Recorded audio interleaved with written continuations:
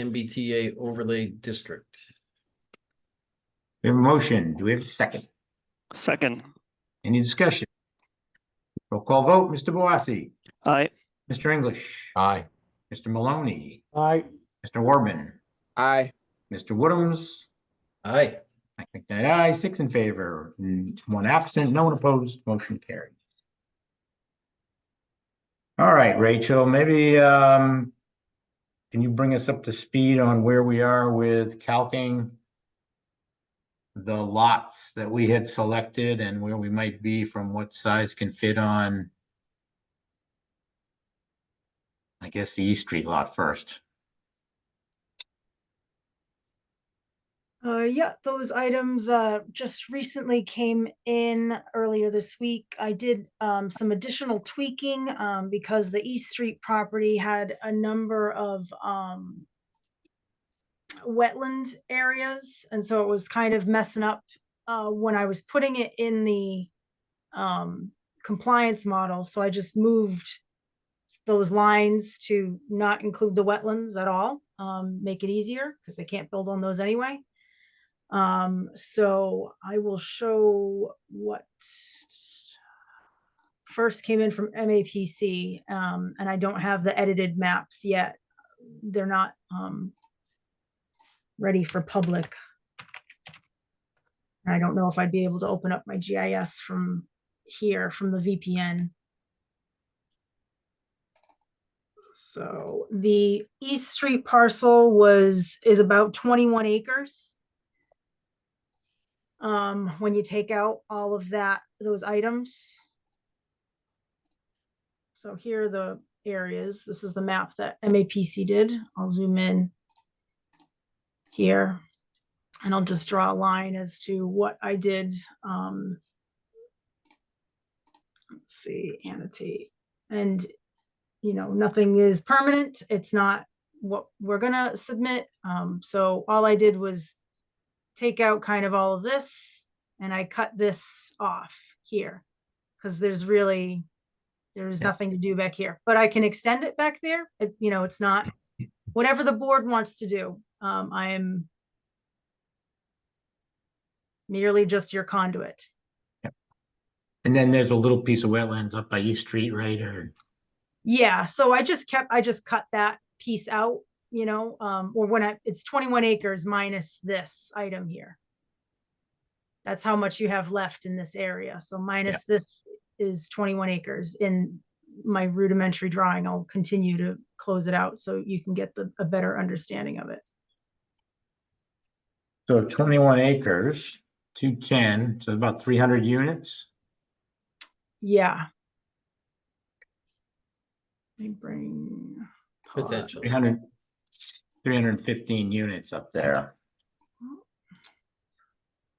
And that would leave roughly 29 acres on the others of more than, I'm sure there's more, but that would say 29 acres then would be the other site. 30 something, I think. Let me just bring up the spreadsheet. 50 minus. I think the article in total, that lot, let me just bring it up before I say numbers that don't mean anything. Sorry, go ahead. No, I was going to say what we had talked about was, let's see what the net available here is.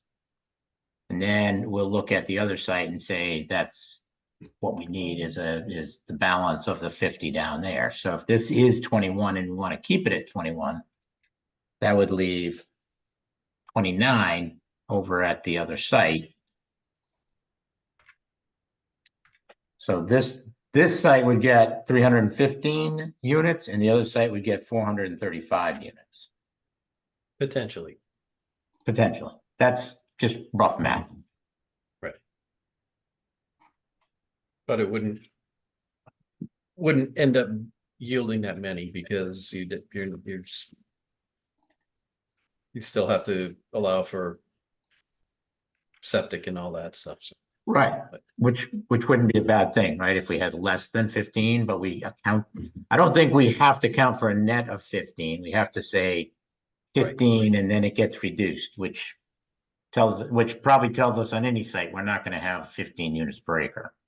Is that where you're headed? Yeah, the net on the lot will probably be less than 15. Yeah. Because they won't be able to build on every single acre of that. Right. Lot, because there's, just wastewater treatment alone will eat up some of that. And then there's, other things that they're gonna have to allow for that may eat into that, but we're not obligated to make that up for them. Right. On the backside of it. Septic, setbacks, buffer zones, if we choose to expand buffer zones to residential districts to something more than just the setback, then that would all reduce the count, even though we've said we could put the gross number in. Those other things would net the number down. That I'm not sure. Would that be the case, Rachel? If we were to increase the setbacks, would that reduce the number of units they could put, or would we have to? Okay. I wasn't sure, because obviously wastewater is not something that can be manipulated. They have to do what they have to do.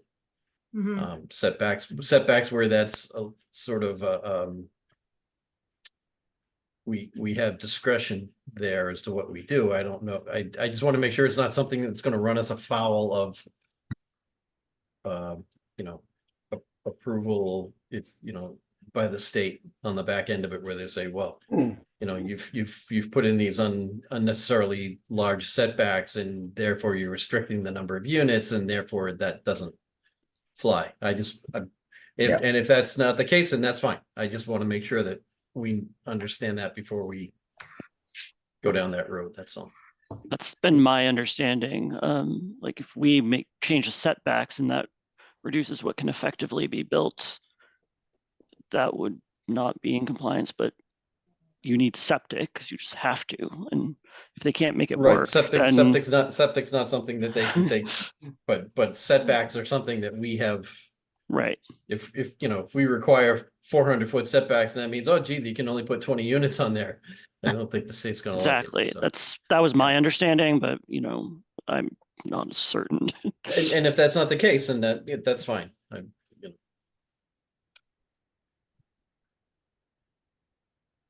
So if we said an expand, right now we're dealing with the underlying zoning dimensional requirements, setbacks, all frontage, all that kind of stuff. But if we said against existing residential, we want a larger buffer, then how would that reduce work? the number of acres that we're allowing in that spot? Yeah. Would we have to make the acreage up at the other? And Because to me, that's might important. That's an important one I've had in my mind. If we got existing residential, we need a bigger buffer zone to a development that's got this kind of density. That's just my thoughts. But go ahead, Rachel. might I suggest that is maybe dealt with in your bylaw in discussing, putting open space along areas of existing residential. So you are in effect creating a buffer. Yeah, I think that's where it belongs in the requirements of our bylaw writing. Right. Yep. So if we said 21 is the right number, acres here, net, that's 315 units. How do people feel about 315 units on this site? Would you rather have slightly less acreage up here and more down at the other site? Because I think we could draw the line accordingly, can't we? Although I do get concerned as you start to get on 29 acres, that's already 435 units. So if you went up too much, you're got a lot of units on this site coming down. Mr. Chairman? Yes, sir. Just maybe Mr. Woodhams and I have discussed this. I think prima facie, I would rather see more acreage up at the other end, on the Route 1 end, rather than Elysium. I mean, I think we kind of talked last time about if you're going to have to, comply with this, and we're going to have to endure a certain amount of construction, I think there are more virtues about that area having greater acreage than the other side. Can you clarify which side with more? Franklin side or Foxborough? Foxborough. Huh. Yeah, I never thought of it that way. Well, if you were going to build, I mean, so this is what I mean. This is sort of the twisted way we have to think about this whole thing. But it just, you're asking the question, if you have to, if you're going to shift from 29 and 21, if you're going to shift it either way, I would shift it more toward District B on this map.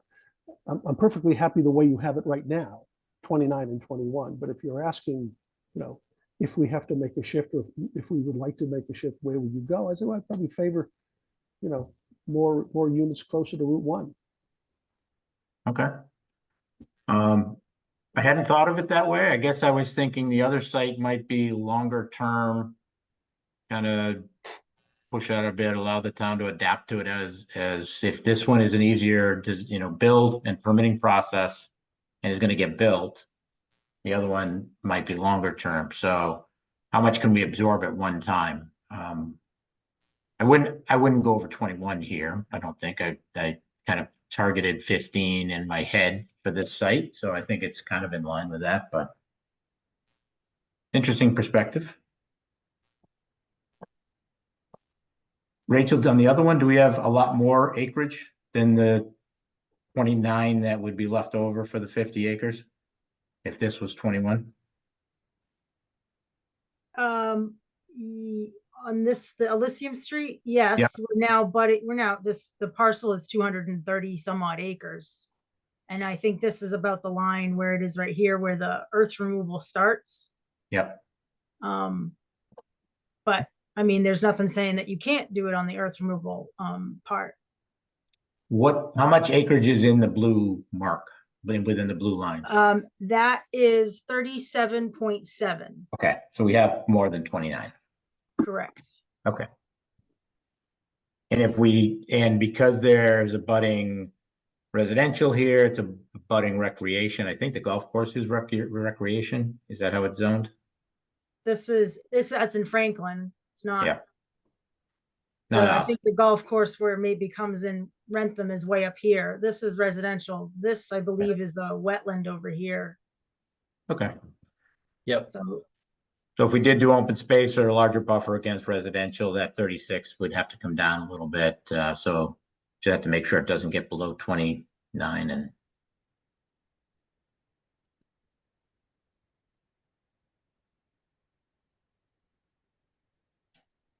If, Mr. Chair, to direct a question to Rachel, Rachel, if we had to enlarge that area off of Elysium, would we be able to? It's hard for me to, because I can't point at it, but below where the cursor is right now, would you be able to expand down in that area, but outside of the current hole in the ground? for lack of term, can you manipulate those lines down that way? I'm not seeing the topography on this map. It's hard for me to picture it. I'm just asking the question. Yeah, and I will try and bring up my GIS on the side to see. I believe so. But it might be kind of funky in and around here. Like I think it might just be along the edge here type of a thing. So let me just see if the GIS wants to cooperate through the VPN. Yeah, I don't have an issue with putting some of this over the hole in the ground. I'm just thinking approval down the line, is it going to be an issue? So if we go through with this, I don't want to give the state any reason to kick it back to us. That's all. Well, you can always fill in a hole. Yeah. We probably also don't want to give them 40 acres and then we end up building 15 units an acre on 40 and 21 at the other side. Not that we can't go over, but I don't know that we want to expand past the 50 acres. I wouldn't want to go a square inch past 50 that we don't have to, Okay. so. No, I'm thinking under, you know, depending on what ends up happening on the East Street parcel, if we had to take a little bit more out of the Elysium side, could we do it along the backside? But it's really not that important right now. That's not an issue. Yeah, when do you think, Rachel, will have the kind of the definitive on that from MAPC? The definitive, what I, Review of these two parcels and 21 and 29, or is it 18? that's up to you guys at this point. I mean, it's up to you now. That I took what you guys said from your last meeting. They watched your last meeting as well. And they just created overlay districts based on what you guys discussed at that meeting. So do you want it to be 29? Do you want it to be 50? Do you want it to be, I'm not trying to be sarcastic. If it sounds like I'm being flippant, I apologize. It's not it, but this is ultimately your decision at this point. If you want to, you know, tweak it a little bit. So Sorry, my camera's off because I'm just trying to get this GIS to load. we want 50 acres. I think we've all decided between these two. If we can net what I believe we said was, let's see what we can net over on East Street. And if that's 21 right now, and we think that passes all the smell tests, we have to get to the discussion about a buffer zone and whether it's larger or open space against residential. And the net is over here. I think we'd want to make sure that we got there through this review, and that if we had to make a tweak, to Mr. Woodham's point, then we move the line, the blue line, over off the Elysium Street to pick up whatever we need to get to 50. Is that characterized correctly? Anybody feel differently about that? That's the way I was envisioning it. I mean, I'm So what okay with the 21 on East Street if that's what we end up yielding. If you wanted to go less than that, Mr. Chair, to limit it to 15, I guess I wouldn't be opposed to that. I just don't want to run into an issue where, you know, we're having to scramble to figure out how to, you know, offset it at the other site and so. I'm okay with the 21 and 29. Okay. Because of characteristics of the site or buffer zones, we can't get 21, 28, 21, we get 18 or something, right? Then we put it over on the other site and make up the difference over there, which was your point. Can we move the blue line? You know, Well, actually, we may not have to if it's 18 and we need 32 with the current it's 36. drawing. Yeah. It was 36 something, so we do still have a little bit of wiggle room there. I think if you're looking for a nod from the board, which I think now that we have these numbers, you know, we can go down the list and see if anybody has any concerns with running with these. And if we have to make an adjustment and East Street gets a little bit smaller, we put it over on Elysium side. So maybe is that what you're looking for, Rachel? Is that nod? That agreement? Well, I guess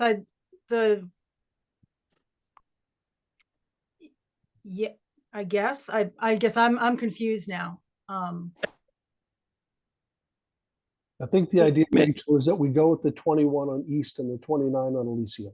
Okay. If in the process of mapping and MAPC and everything else, we find that East Street really doesn't yield 21 as we thought, we'll go with whatever the yield is and add that acreage over at Elysium where we have more wiggle room. Correct. Okay. I thought the Yes, EC perfect. site could have accommodated the whole 50. I thought there was plenty of space there. Am I No. remembering wrong? A lot okay. of it is that there's wetland and there's also Okay. is it the aquifer protection or watershed? I can never remember. Yeah, we're trying to stay- zone 2, your wellhead zone zone 2. Yeah, so we're trying to avoid those areas because that there's a limited density that they could build there, and if we wanted to allow them a higher density, we'd have to change our bylaw. And Got it, okay. It's gonna make it far more complicated Yeah. than just working around those areas and eliminating those areas, so the yield ends up being, I mean, because I think the whole lot is 60. 66 maybe? Yeah, that's Yeah, why I was but- thinking it could be bigger, Yeah, but but by eliminating all those, and there's parts of it that are automatically excluded, the wetland is all excluded, and we were also trying to avoid all the zone 2 aquifer protection, so that also limited it. So we could move that. Hey, there you go. We could move that bottom line down if we needed more space. Right, there is a little corner that's outside the hole, right? Yeah. Yeah. Although And we put the Yeah. whole thing over the hole, and then it has to. if- that boy, If- you'd have to bring in a lot of fill. yeah. I feel like trying to keep, if it's possible to keep the EC street as, what is it, 21, you said? I think, we kind of discussed having them be balanced in sizes, so Mhm. one isn't too big. That sounds good. And then if it Right. can't be, then I think adding here and trying to avoid going over the pit if possible, because I think that could look bad. That makes sense to me if you were asking us. So Alfred, are you okay with 21 and 29 at least to start? Yes, Okay. Okay. So let's go down. So Mr. Boassi, you are aligned with that, Mr. English, Yes, I am. Mr. Maloney, Yes, sir. Mr. Orban, Yeah, I agree. Mr. Woodhams, Yes. and I am aligned with that as well. What do you need from us, Rachel, other than now to review the bylaws for each one of those that are in process? Yeah, well, I hope you guys have been reviewing them since our last meeting, but yes, please review those and get comments back. Because I put a comment period over by 10/10.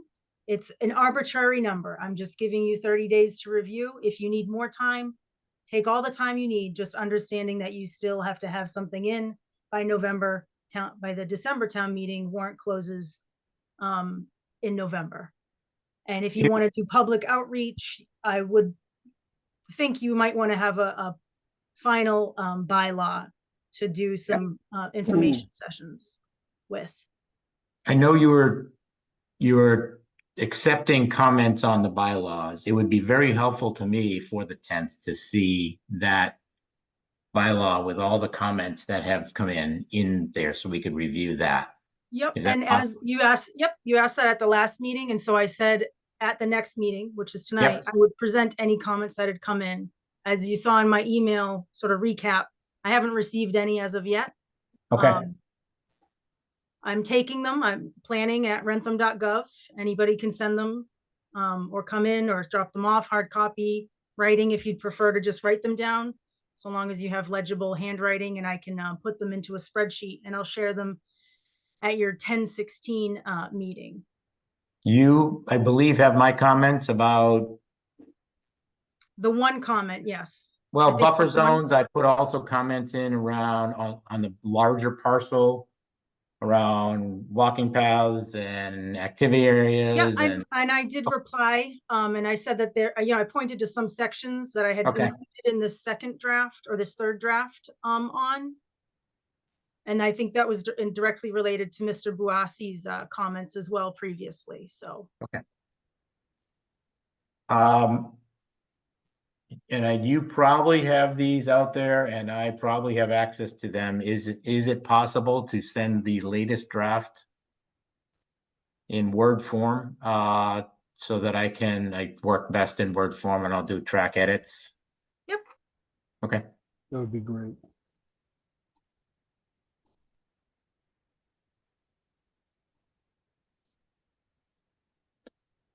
What else do you need from us, Rachel, or is MAPC, which sounds like the Animal Rescue League thing, but MSPCA, MAPC is moving and working with you on trying to evaluate these sites, determine whether or not there's any issues around it from the state perspective.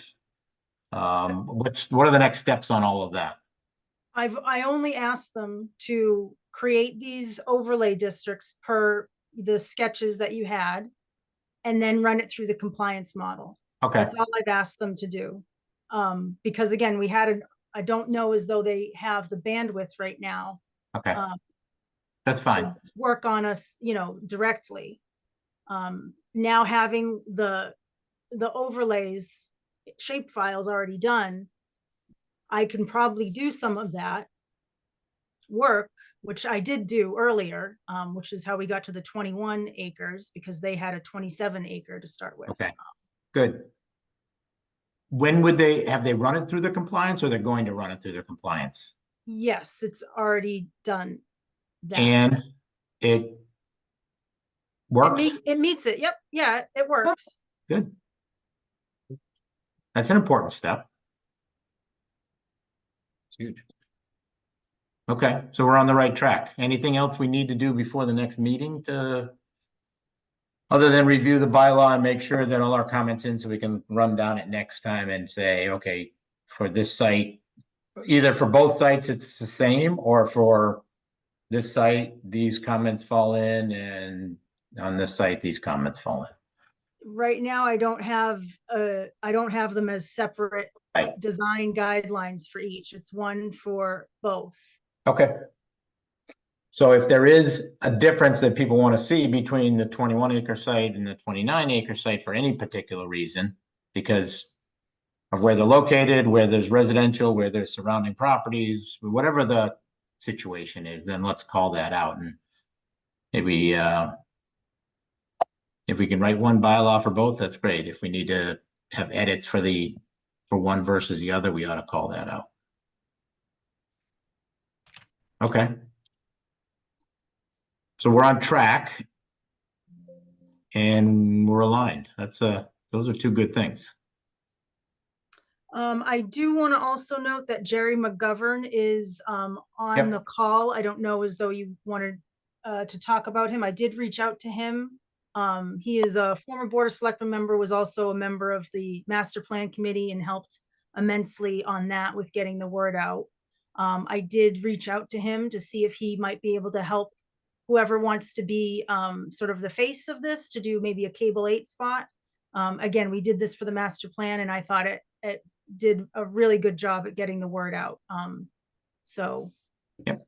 That's probably where we should go next, is what do we do between now and the public hearing in December to put together a presentation that talks about this so people can understand it. And I see Joanna McFarland and Leo Inneman on also. They helped us in the subcommittee meetings. I think they attended most of them and helped us get to this point. So I want to thank them publicly for their work, helping us work through. Mr. Chairman, Yes. while we're on the discussion of public outreach, I do want to, I know I had emailed you previously about someone reaching out to me. Yes. Looking for some information, and I had wanted to get the feedback from you as to whether you were comfortable with me doing that, or whether we want to try to focus the public outreach or channel it through a particular office, either through planning or through the select board. I was contacted by a second person. Different person or the same person a second time? Nope, different person. And the first person reached out to me again because he had said something about the beginning of October. I was contacted by a second party who was looking to do basically it's like a local newspaper article. Personally, I don't have a problem speaking with people about it, but I don't want to do anything outside of what we may want to do as a combined planning board and select board, as far as sort of a central information point. I'm certainly willing to do whatever anybody wants me to do as far as outreach, but I want to make sure that I'm doing it within the whatever the town wants to do as far as getting information out, and I would want to do it with the blessing Yeah. of whoever's involved in that. So Yeah. just looking for how you think I should address the requests that have come my way. Yeah, you and I, and maybe Rachel, have gotten the request from one individual multiple times. What I've said just as recently as today, I've asked that person to go back, and I think all of the questions that this person has put on a list for me are available through all the subcommittee meetings that we've had, and we only had 6.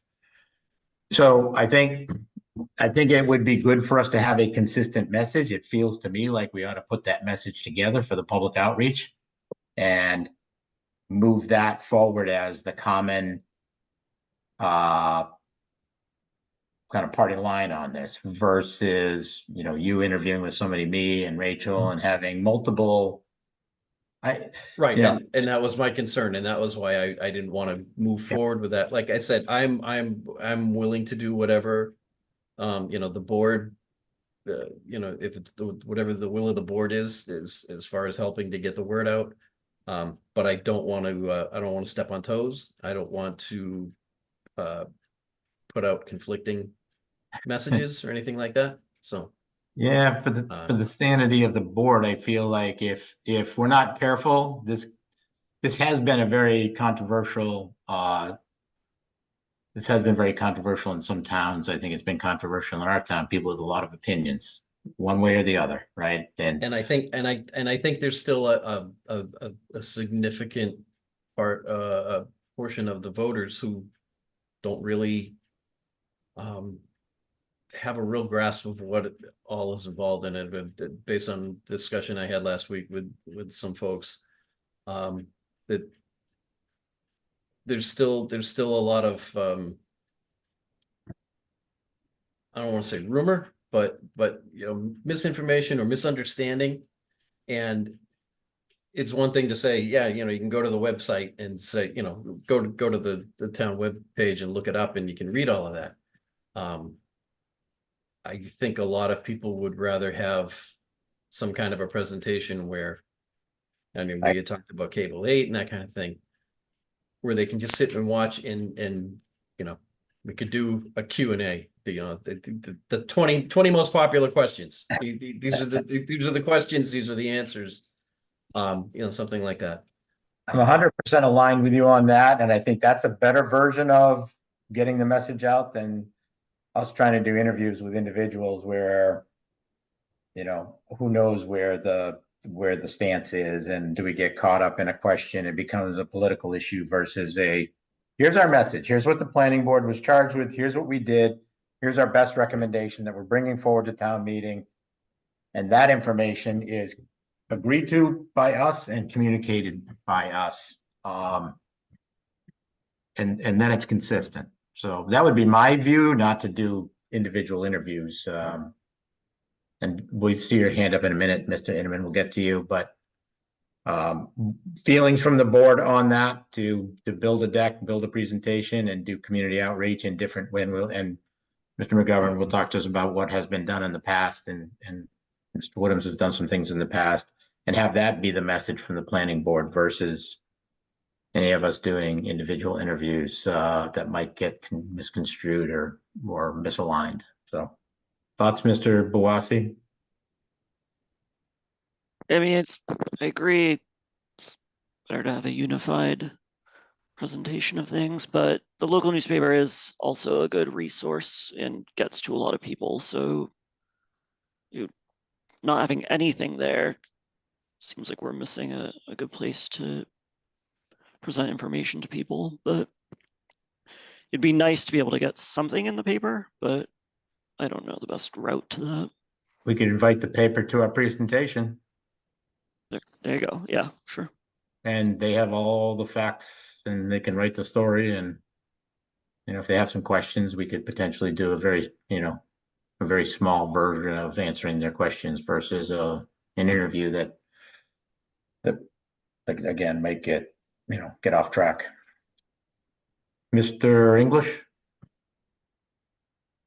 I hate to think that we've got to go sell this to the community, but the reality is we do. So I suppose a newspaper and any other forms of communication that we believe will reach the residents of Wrentham effectively, I'm all for it. And you bring up a really interesting comment, so I want to touch on that just a second. I don't know as much as we're selling it to the town as we're talking about what the planning board's charter on this issue is and what we've done with it. I don't know that, any one of us may have a personal different opinion on, this MBTA communities versus what the planning board is charged with and what we have to do with it.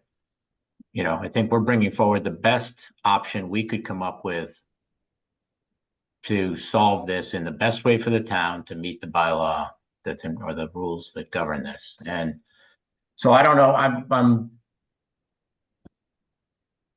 I guess if I'm up talking to the town, I'm going to present it that way versus trying to sell them on, this is the best thing since sliced bread and you got to go do it. Right. So, I'm not being critical of what you said, but I think it's an interesting distinction between, are we really selling this to the town as this is recommended by the planning board as, something we should absolutely do? Because I think there are a lot of opinions on this in town of don't do it and go fight the battle, or do it and see what happens. So just a point. That's all. Well, it may be a poor choice of metaphor on my part to say selling it, but the reality is we need to convince the community that we've done the best job we can do with what we have. So it's been, that's been a challenge. We don't need to go over ground. We've already been over. That's all I got. Yeah, it's a good way to phrase it, right? That's a good way to phrase it. Mr. Maloney.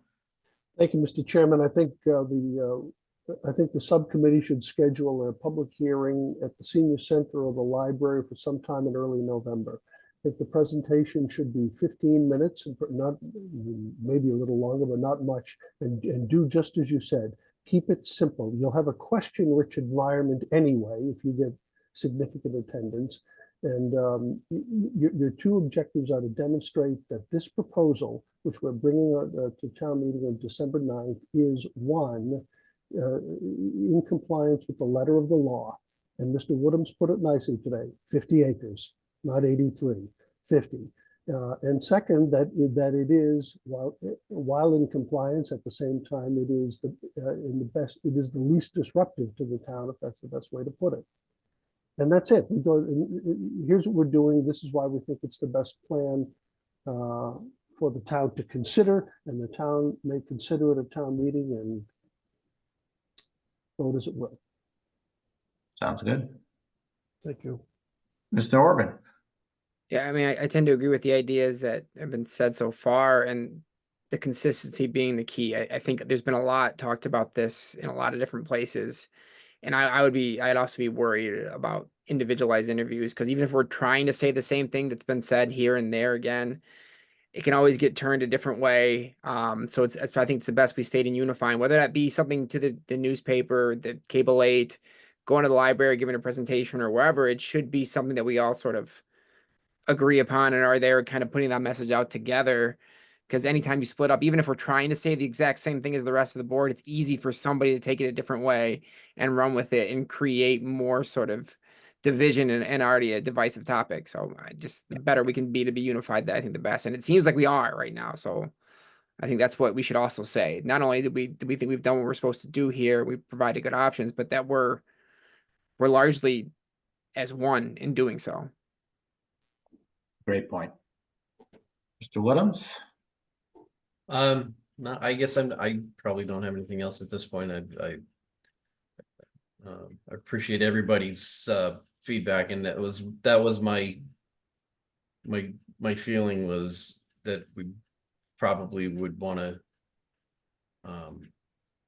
filter all filter or have a single conduit for the information to be disseminated, so that there isn't a chance that there might be misunderstandings, or I'm fairly well versed in it, but I certainly don't know everything about this, and I would hate to say something that gets published and then have somebody say, well, that's actually not right. And then I've been guilty of spreading the misinformation as much as anybody else, and I was really trying to avoid that. Like, as I said, whatever the will of this board or the select board or whoever gets involved in it, I'm more than happy to do whatever I can to help with the presentation. So I appreciate everybody's feedback on that. Thank you. Mr. Chairman? Yes, sir. I'm sorry to interrupt. One suggestion, whenever we decide to hold the public hearing, can we schedule, even if it's just the subcommittee making the presentation, can we schedule it as a meeting of the full board and post it? Rachel, how would we do that? So I think as we talked about at the last meeting, September 18th, I believe, depends on when you close your public hearing. If your public hearing is still open, we just need to continue the public hearing to that date. That it And is. if If we it's close not, the then we public- would, if you've already closed the public hearing, then it's just having a regular meeting posted for that date. So if we've closed it, it's easier to have the full board there for that presentation. Yes.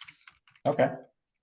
Well, I'm pretty sure we don't want to go too far into November and not have this public hearing closed. I think we said, I can't remember what the dates were, but we had targeted some dates for closing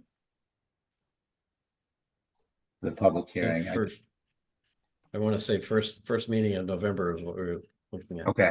And just for looking ahead at the calendar, our meetings in November, the second one is on November 20th. I will likely not be here for that. So just so everybody's aware.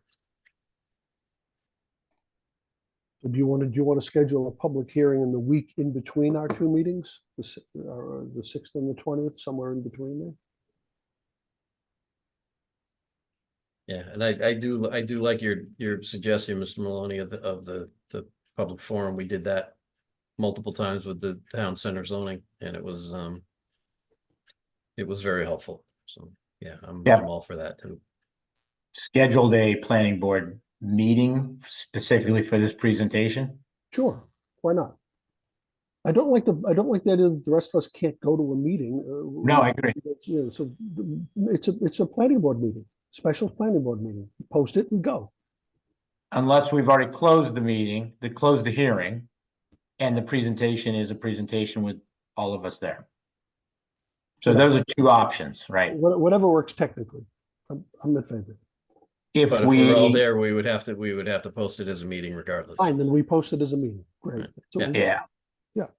But if you're not going to be there, Mr. Woodhams, on the 20th, we better be voting on the 6th or the 13th. Then if we chose to have a meeting on the 13th. Because if we get into December, I think we're too late. Definitely. So maybe our best tact is to target the 6th to have made a recommendation to town meeting on our proposal and close the public hearing, and then let the information sessions go with posted meetings, but no quorum issues. So right now I have, the bylaw comment period ending on the 10th. Your next meeting is the 16th. You have on 11/6 a final vote to submit to the warrant on the 7th. And then town meeting warrant closes on November 18th, and the special town meeting is December 9th.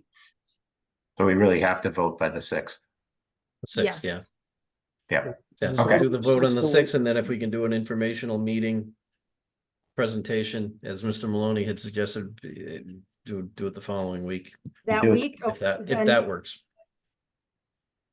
Do you want to look I'm at your sorry. schedules, or just, do any of you know ahead of time now that any day that week, the week of 7, 8, 9, Yep. 11, 10. I think that's Veterans Day is on that. So I know town hall will be closed. Veterans, I will be Veterans Day is celebrating it. November 11th, right? So How you've about got the the 12th, 13th? 13th, or the 14th. Or the 15th. is 13th, I fine. can't do the 12th, I could do the 13th or the 14th, either way. I could do either one of those. That wouldn't be an issue. Alfred, what do you think? Wednesday night's our night anyway, right, Norm? Wait, It's also, it may be a ZBA meeting that night. So that may change where you have to have it and may change who's there. We'd probably do it someplace where we could have like the library or the town meeting room, whatever, right?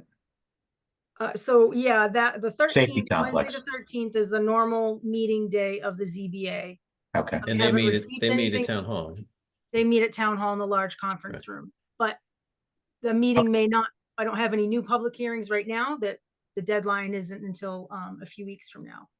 okay. So I can keep that open as a hold, and I will check the senior center for both the 13th and the 14th. Yeah, I was gonna say senior What center might time also be an works? option. What time? 6:30? 6:30, it's fine. yeah, Okay. that's fine. Okay. All And right, do you want to, in the meantime, sort of maybe talk with Jerry about doing some? Yeah, we're gonna- Cable eight? Okay. Yes, Jerry's got his hand up, but Mr. Inneman's been, he's been holding his little mitt up there for a lot longer, so, Mr. Inneman.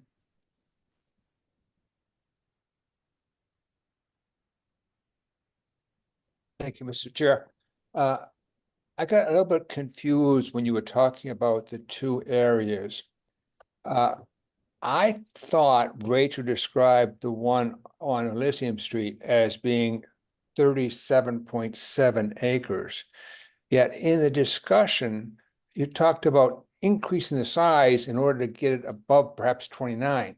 And my thought would be you could actually decrease what was on that graph.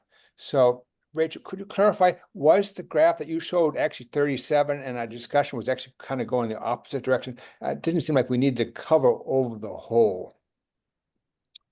Oh, only, well, that's 2 acre zoning. So the setbacks, might come into play, right? And if we do a buffer zone to existing residential, that wouldn't be counted. So I think the only discussion there, Leo, was the 37 might come down. When we get to the bylaw discussion, you may not have 37 net. You might have 30 less than that. But I hear that it might not be 37, but when you were drawing the diagram, you were making the thing even bigger than 37, and it should have been shrinking it. And that's what was confusing me. It would only be if East Street got smaller and what we needed over on Elysium had to get a little bigger. So right now we're 29 acres, just hold through it. So if 29 went up to 32 and you only have 37 and we put buffer zones in that take away from that, would we have enough? That's the only reason we'd make it a little bit bigger. Mike, what the point I'm trying to make was the graph that we saw for Elysium Street, I thought encompassed 37.7 acres. So it was already larger than what your requested 29. It is. It's a gross number though. So the whole discussion is if we can't get 21 on East Street, No, I agree with all of that. Yeah. but that'll mean we have to get more than 29 over at Elysium Street. So I agree with- so that could go up to 32, let's say. And then the 37 comes down by a net of a buffer zone that you can't count. If we said we need a 50-foot or 100-foot buffer zone from residential, you can't count that in the calculation. So we're only saying that we would adjust it if we needed to get to 50 acres.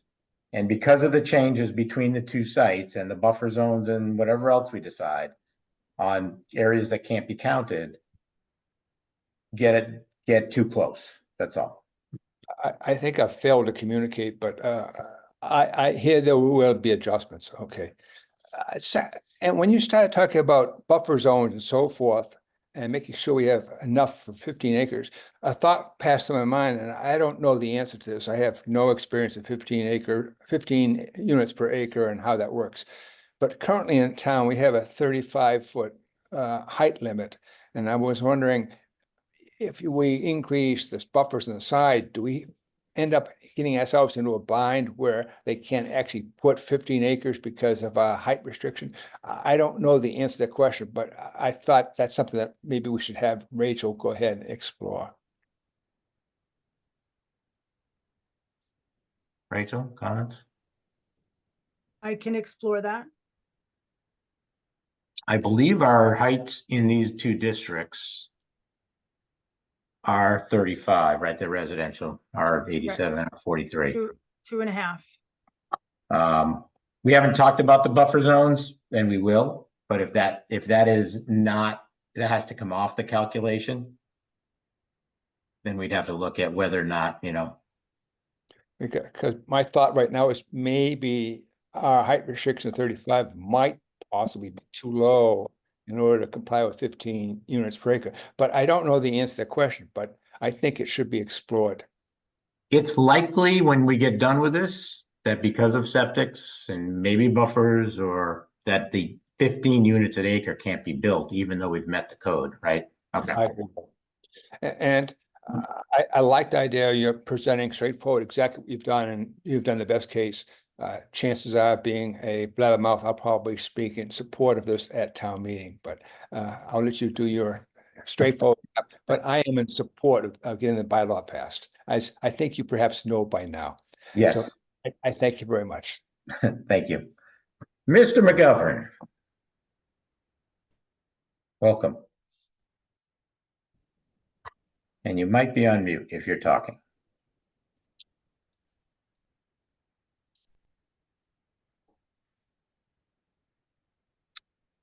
And if you're not on mute, we can't hear you still.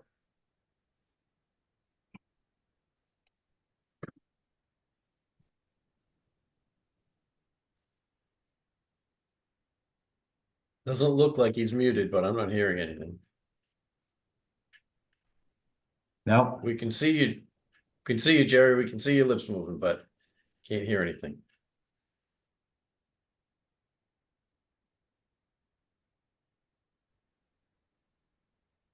Can you hear me now? yes. Okay. I go back and forth between Zoom and Teams, so the audio doesn't work the same way every time. I just wanted to reinforce a little bit what Rachel had mentioned. I've done a couple of things with Keep It Late and doing presentations before for various different reasons, and some of you know that I'm part of a group now called Wrentham Engagement. We did the candidates forum back in March for the elections, and we're trying very hard to be a very nonpartisan group that just gets information out to the voters. And that's what we'd like to do with this. I told Rachel that we have a meeting on Friday, the Wrentham Engagement does, to kind of go over a draft agenda of what this MBTA forum presentation might look like. And I would get it to her by Friday for your review and discussion. And I would echo very much what almost all of you have said. We don't want to be an advocate for one side or the other. We want to make sure that the information is out there, both in regards to the process and the impacts of whatever is proposed and those kind of things. The main thing is to make sure that the voters have gotten a chance to learn the information before they walk into the auditorium on December 9th and not have them be decided that night. So you'll be seeing some stuff via Rachel beginning next week. We're already looking at some of the dates of when your meetings are and kind of anticipated a few things. We're looking at, I would say right now, probably the best day for us to do something like this is probably around or about the 14th of November. That's about 3.5 weeks out from the meeting. It's after you'll have had your last couple meetings in November to finalize your things, and we're looking forward really to kind of help and getting the information out to the voters about this. Sounds like it's aligned with the dates we've talked about, 13th, 14th, for Right. some community out, some presentation meetings. Okay. Very good. It's good to see you. Thank you. You too. Anybody else want to speak on this, MBTA communities?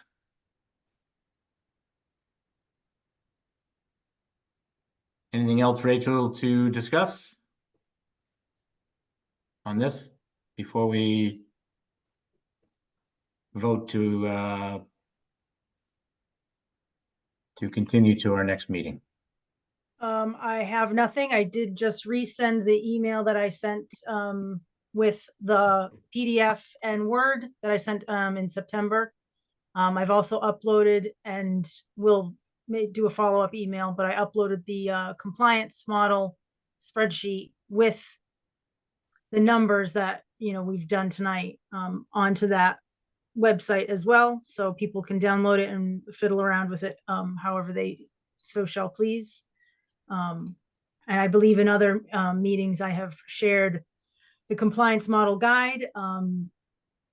Even it's very cumbersome and spreadsheet, and the guide is very helpful to have at hand. Okay. I'll reshare all those. I have Thank nothing additional. Great. Do we have a motion to continue this to our next planning board meeting on November 16th? Before we do that, Mr. Chair, if I could just ask one follow-up to the October who do- 16th. Go ahead. Yeah.